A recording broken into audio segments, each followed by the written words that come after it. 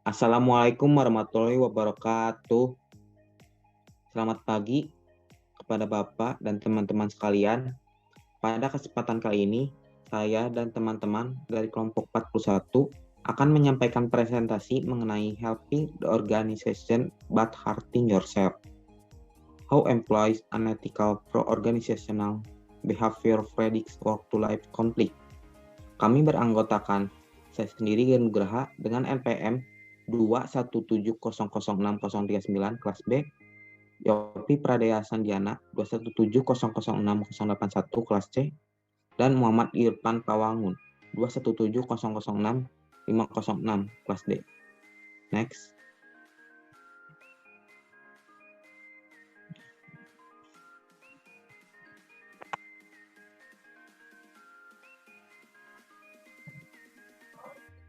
Poin materinya yang pertama ada teori, yang kedua ada ikhtisar studi, yang ketiga ada studi, yang keempat ada konklusi. Next. Yang pertama teori akan dibacakan oleh saya sendiri. Next. Teori 1. Menurut definisi UPB adalah perilaku paradoks moral. Sebagai anggota organisasi, karyawan diharapkan memberikan manfaat bagi organisasi mereka dengan menghiraukan masalah moral. Ada pula ambivalensi emosional yang mengacu pada keberadaan simultan dari perasaan yang kuat dan berlawanan arah. Objek, peristiwa, ide, atau orang tertentu. Ini sering terjadi ketika individu mencoba untuk memenuhi tulisan, harapan, peran, dan konstituen yang sangat bertentangan. Kondisi kontrol terjadi ketika karyawan berperilaku dalam organisasi secara jujur dengan dan etika. Next.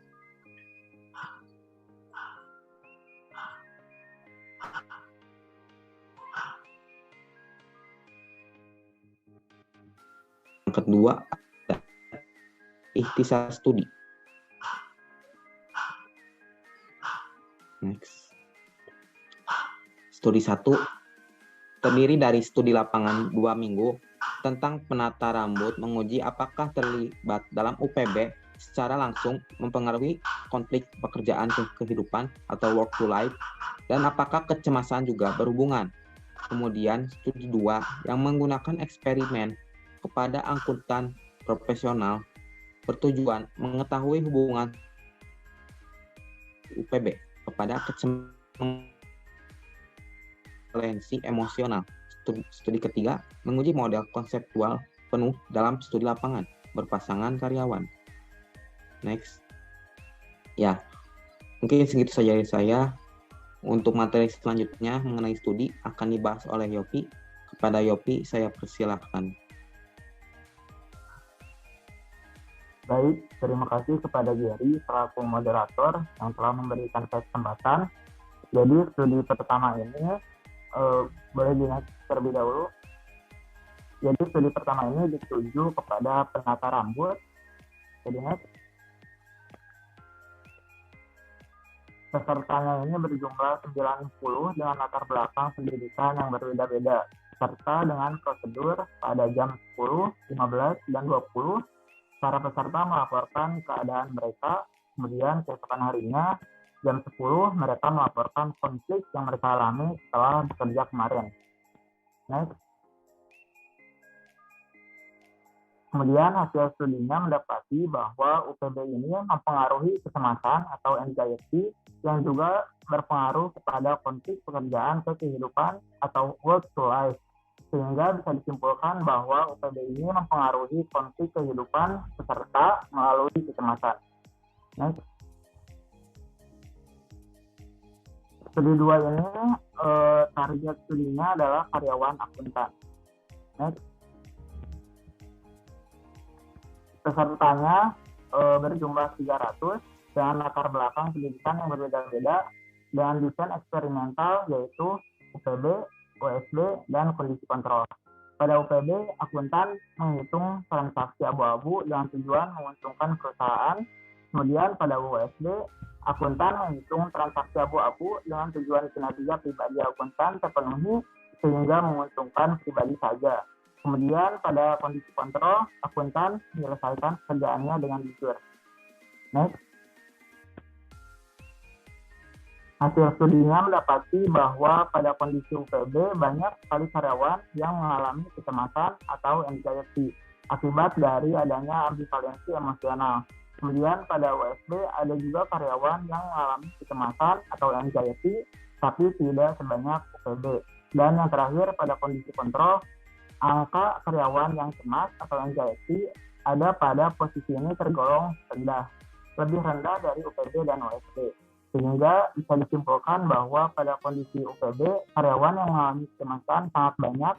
Pada posisi USB, ada karyawan yang mengalami kecemasan. Dan pada kondisi kontrol, jumlah karyawan yang mengalami kecemasan tergolong rendah. Sekian dari saya kembalikan ke moderator.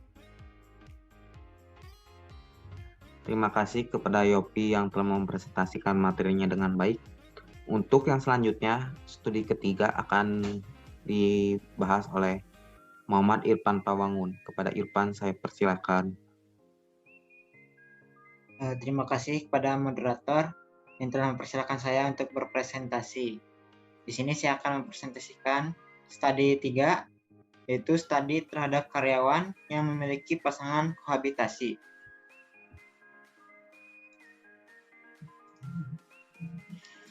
Peserta dalam studi ini yaitu berjumlah 123 pasangan karyawan mitra setuju yang dalamnya terdapat 10,57% yang bergelar teknis, 76,42% bergelar sarjana, dan 13,01% bergelar master atau yang lebih tinggi.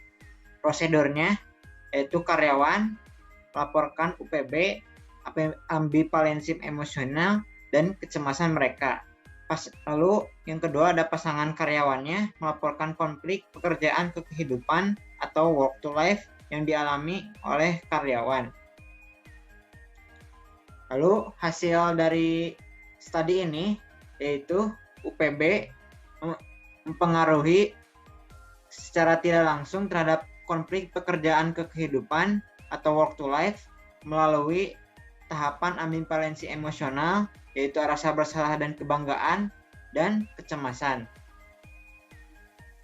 Jadi, karyawan yang terlibat UPB di tempat kerja mengalami lebih banyak konflik pekerjaan ke hidup atau work to life karena berefek secara berurutan dengan ambivalensi emosional dan kemudian kecemasan atau anxiety. Lalu ada saran untuk mengurangi dampak UPB, yaitu untuk mengurangi UPB dan beban emosionalnya pada karyawan, organisasi harus menghindari tujuan yang menekan karyawan untuk mengorbankan nilai moral mereka demi organisasi. Sebaliknya, organisasi harus berpedoman pada moral dan menerapkan sistem yang berfokus pada etika.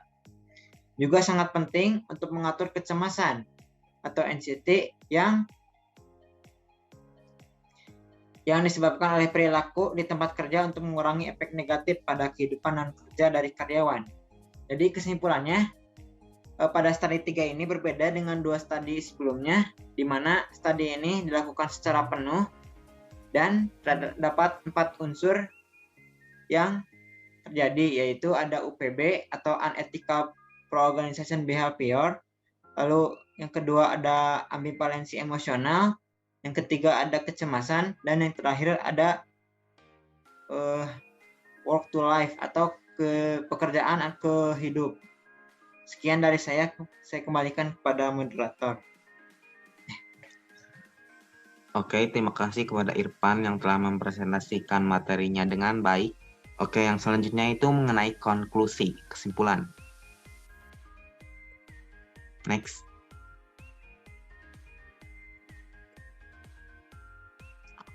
Konklusi atau kesimpulan.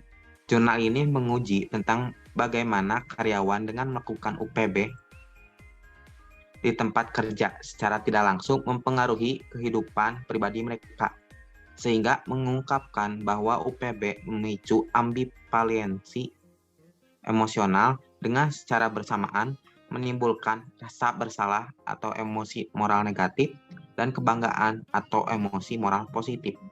Ambivalensi emosional ini menghasilkan keadaan kecemasan yang pada akhirnya meningkatkan konflik pekerjaan ke hidup atau work to life karyawan. Nah, itu adalah konklusi kesimpulan dari kami. Mungkin sekian saja dari kelompok kami. Mohon maaf apabila masih banyak kesalahan dan kekurangan. Wassalamualaikum warahmatullahi wabarakatuh.